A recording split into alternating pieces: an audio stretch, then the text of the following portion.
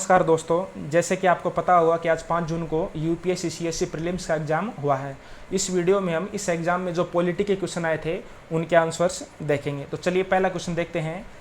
पहला क्वेश्चन है, निम्नलिखित कथनों पर विचार कीजिए। इसमें पहला कथन है कि NH सान्याल समिति की रिपोर्ट के अनुसरण में न्यायालय की अवमानना अधिनियम 1971 पारित किया गया था। ये कथन बिल्कुल सही है। दूसरा कथन है, भारत का संविधान उच्चतम न्यायालय और उच्च न्यायालय को अपनी अवमानना के लिए दंड देने हेतु शक्ति प्रदान करता है। तो दूसरा कथन भी बिल्कुल सही है। तीसरा कथन है, भारत का संविधान सिविल अवमानना और आपराधिक अवमानना को परिभाषित करता है। तो ये कथन बिल्कुल गलत है। भारत का संविधान इन्हें परिभाषित नहीं करता है। चौथा कथन है, भारत में न्यायालय की अवमानना के विषय में कानून बनाने के लिए संसद में शक्ति निहित है।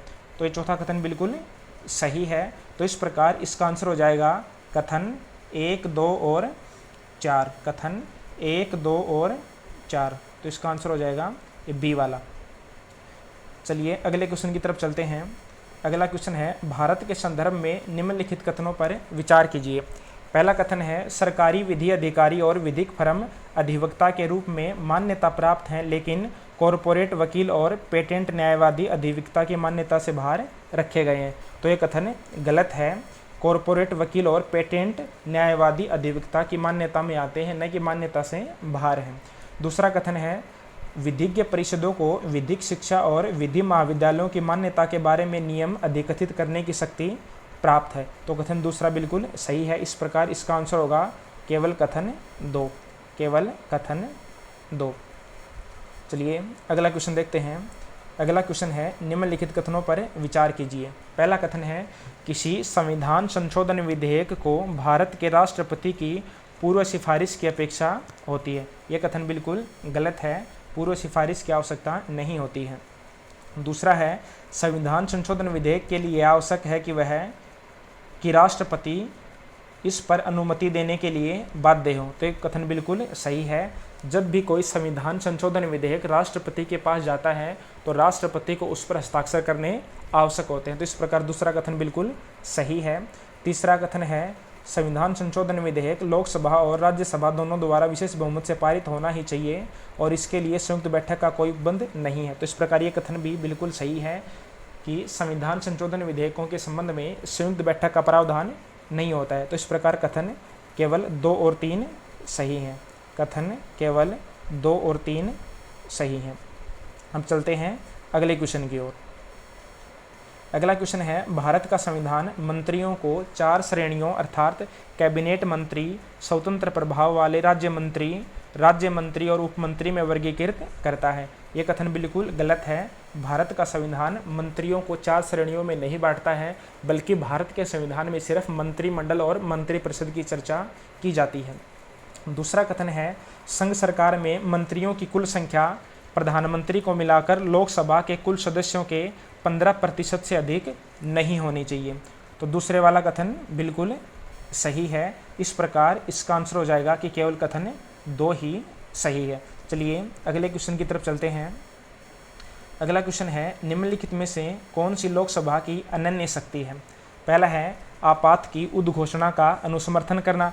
तो ये लोकसभा की अनन्य शक्ति नहीं है, बल्कि ये राज्यसभा की भी एक शक्ति है। दूसरा है, मंत्रिपरिषद के विरुद्ध अविश्वास प्रस्ताव पारित करना। ये बिल्कुल सही है।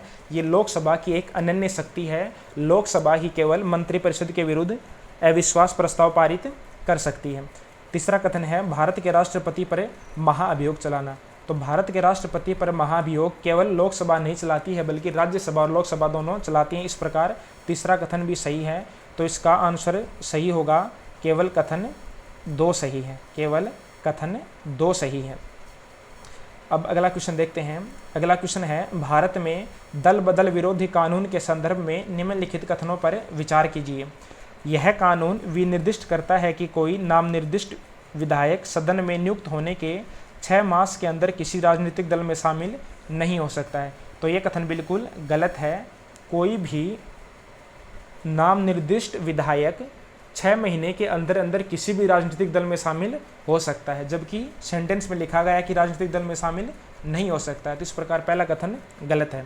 दूसरा है यह कानून कोई समयावधि नहीं देता जिसके अंदर पीठासीन अधिकारी को दल बदल मामला विनिश्चित करना होता है। तो दूसरा कथन बिल्कुल सही है, दल बदल कानून में कोई भी समय सीमा का निर्धारण नहीं किया गया है।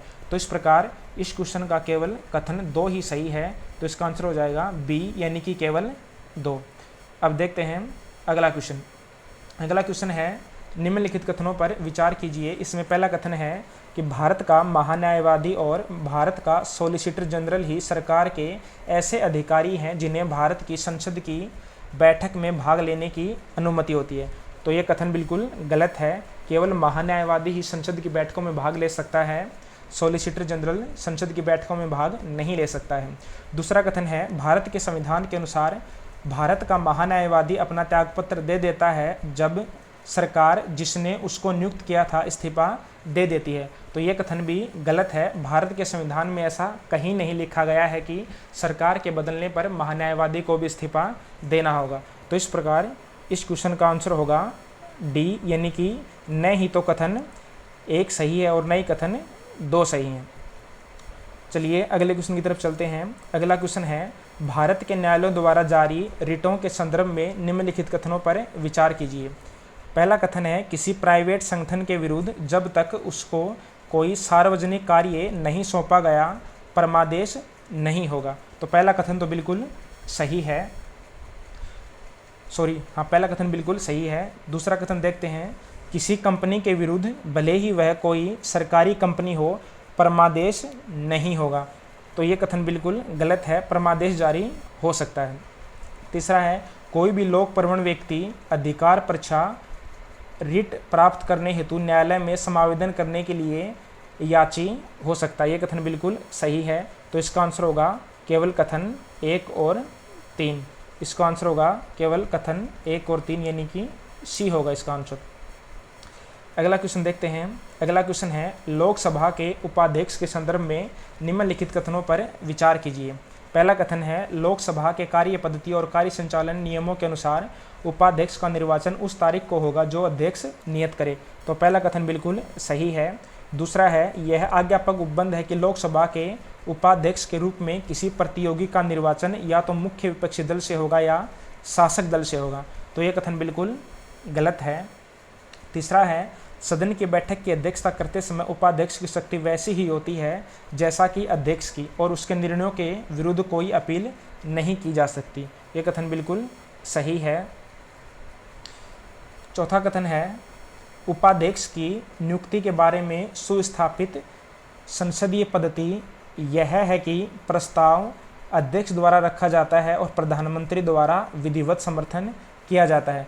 तो ये कथन गलत है। तो इस प्रकार इसमें केवल 1, 3 और 4 ही सही होंगे।